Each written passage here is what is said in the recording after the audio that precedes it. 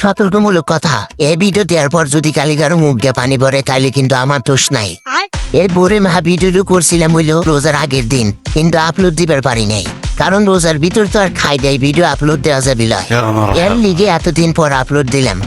যাই হোক, এখন আমরা বড়ই পাইরিয়া ফাইনরে ধুইয়া পরিষ্কার কই দিয়ে মাহাবো। প্রথমে ভাব মতো বড়ইগুলা শেষমু যেবা হইলে আমার ঘরে সিরাজগঞ্জের মানুষ মারামারি লাগলি একজন আর একজনের দৈরে শেষে কি গোবা হইলে শেষমু গুতা গুতা। এরপর কয়টি কাঁচামরিচ শেষমু। ওহ কি জাল, কি যে স্বাদ লাগবে নি। তারপর শেষমু হজের পাতা, যেগুলো খেতে ধনে পাতার মতে চাষ হরে আর কি। তারপর খানিক লবণ দিয়ে ভাব মতে ডলমু যেবা হইলে আমার ঘরে উল্লা পড়ার গেদিরে বিয়ের পর যে আমার জীবনটা ডইলে ডইলে তিতে তিতে বানা দেয়, ঠিক ওভরে ডলা লাগবি, তবে সিন স্বাদ হবি।